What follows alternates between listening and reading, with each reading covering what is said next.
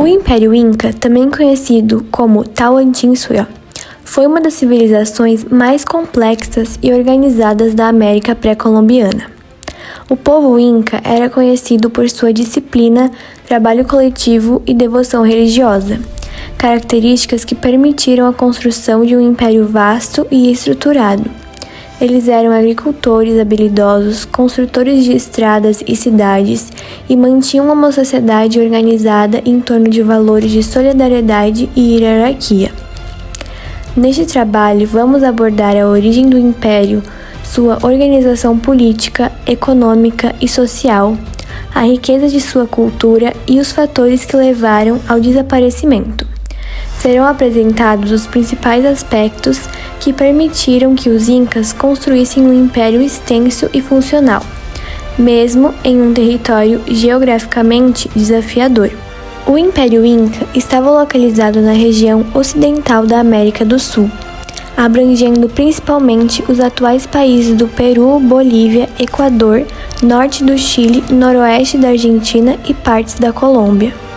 O império se estendia ao longo da Cordilheira dos Andes, ocupando territórios montanhosos, vales férteis e áreas costeiras, o que exigia grande habilidade na agricultura e na construção de estradas e cidades para conectar regiões tão diferentes.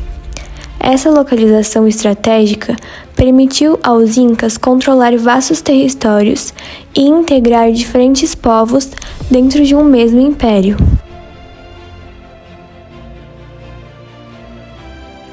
O Império Inca originou-se no século XIII, na região do atual Peru, mais especificadamente no Vale do Cusco, nos Andes Centrais.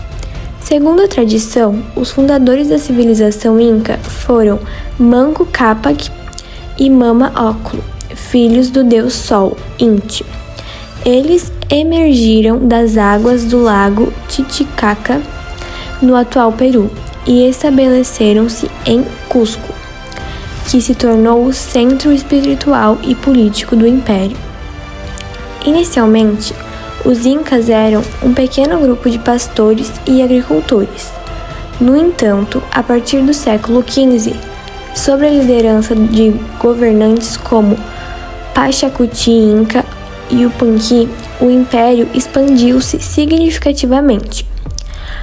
Pachacuti transformou o reino de Cusco em um vasto império, incorporando diversos povos e territórios por meio de conquistas militares, alianças e integração cultural. Essa expansão levou à formação de um império que se estendia por mais de 4.000 quilômetros ao longo da Cordilheira dos Andes. O Império Inca possuía um sistema político altamente centralizado e hierarquizado. No topo estava o Sapa Inca, considerado filho do deus Sol, Inti, e detentor do poder absoluto, tanto político quanto religioso. Abaixo dele, os governantes locais, chamados de curacas, administravam as diferentes regiões do império, garantindo a aplicação das leis e a arrecadação de tributos. Esse modelo permitia controlar eficientemente as vastas extensões do território, coordenando trabalho, recursos e obras políticas. Cada líder regional tinha autoridade sobre sua população, mas permanecia subordinado ao Sapa Inca, assegurando a coesão e estabilidade do império. Essa estrutura foi fundamental para que os Incas mantivessem um império tão extenso e funcional em meio a um território geograficamente difícil. A economia inca era essencialmente agrícola e coletiva, constituindo a base de sustentação do império. Diante da diversidade geográfica dos Andes, cada região desenvolvia atividades adaptadas ao seu ambiente. Nas zonas montanhosas, os Incas construíram terraços agrícolas e sistemas de irrigação que permitiam um cultivo de milho, batata e quinoa. Nas áreas costeiras, a pesca tinha grande importância, enquanto a criação de lhamas, alpacas e vicunhas forneciam transporte, lã e carne nas regiões de altitude. Para garantir o abastecimento do império, Os excedentes eram armazenados em depósitos chamados colcas, que asseguravam a sobrevivência em tempos de escassez. O comércio não se baseava em moeda, mas na redistribuição feita pelo Estado, que organizava a produção e controlava o trabalho coletivo, adaptado à idade e às condições de trabalho de cada indivíduo. A administração econômica constava com o quipu, sistema de cordões com nós e cores utilizado para registrar tributos e organizar a produção. Assim, a economia inca se destacava pela integração entre diferentes povos e regiões, pela superação das limitações geográficas e pela centralização estatal, fatores que garantiram a sustentação de um dos maiores impérios da América pré-colombiana. A sociedade era organizada da seguinte maneira: no topo estava o Sapa Inca e sua família, que detinham todo o poder político, militar e religioso. Abaixo deles, a nobreza incluía sacerdotes, generais e administradores, responsáveis por guiar a população, organizar o exército e gerenciar recursos. Os artesãos e comerciantes produziam utensílios, roupas e obras de arte, além de realizar trocas entre diferentes regiões. A base da pirâmide era formada pelos camponeses e trabalhadores, organizados em ailos, que cultivavam alimentos, construíam estradas e cidades, e realizavam o trabalho obrigatório chamado de mita. Havia ainda servos e escravos, que cumpriam tarefas pesadas, garantindo o funcionamento do império em regiões estratégicas. A cultura inca resultou da fusão de costumes de diversas civilizações andinas. Domesticaram o algodão, utilizavam cerâmica e confeccionavam vestimentas com lã de alpaca e vicunha. O milho era seu alimento sagrado, com cerca de 200 espécies distintas, além da quinoa.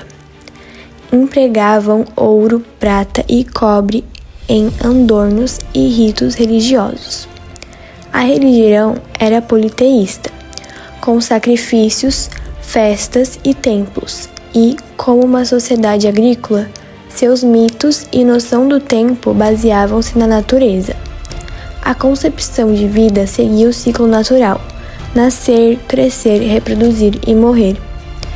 E o mundo era dividido em 3 planos: Hanan Pacha, mundo de cima ligado à agricultura, estrelas e aves; Kai Pacha, mundo do meio habitado por humanos e animais, simbolizado pela puma; e Uku Pacha, mundo subterrâneo, origem da vida vegetal e a última morada dos seres, representado pela serpente. Esses mundos se comunicavam por fluidos como água, chica e sangue. A visão do mundo era marcada pela dualidade, dia e noite, homem e mulher, úmido e seco, entendida como complementariedade. Sacrifícios humanos e de animais eram realizados para garantir boas colheitas e equilíbrio.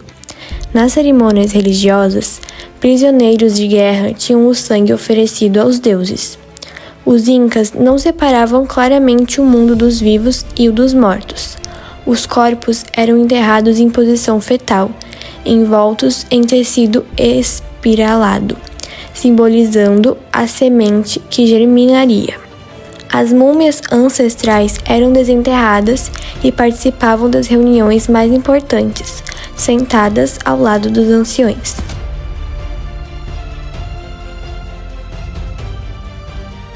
A queda do Império Inca, ou Tahuantinsuyo, começou em 1532, quando os espanhóis, liderados por Francisco Pizarro, chegaram aos Andes. O império estava enfraquecido por uma guerra civil entre os irmãos Huáscar e Atahualpa, que disputavam o trono após a morte do imperador Huayna Capac, vítima da varíola trazida da Europa. Essa divisão interna facilitou a invasão estrangeira. Mesmo com apenas cerca de 170 homens, os espanhóis tinham vantagens decisivas, como as armas de fogo, espadas de aço, armaduras de ferro e cavalos, desconhecidos pelos incas. Além disso, Pizarro formou alianças com povos rivais dos Incas, interessados em se libertar da dominação imperial. O choque aconteceu em Cajamarca, em novembro de 1532. Ali, apesar de milhares de guerreiros incas, Pizarro organizou uma emboscada que matou muitos soldados e capturou o imperador Atahualpa.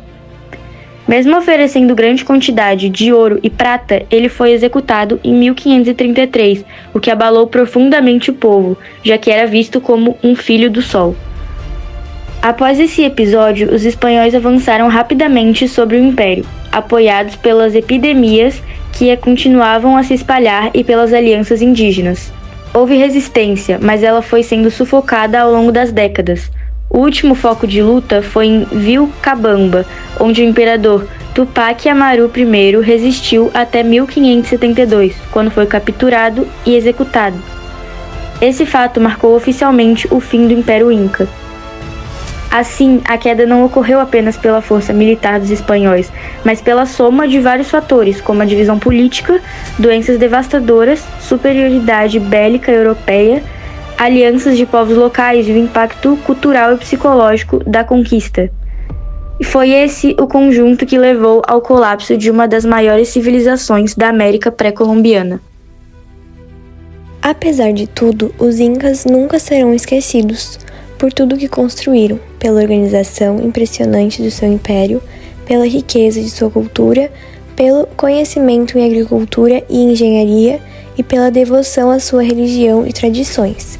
Seu legado permanece vivo até hoje, inspirando gerações e despertando admiração em todo o mundo. Os Incas mostraram que a grandiosidade de um povo vai muito além do tempo.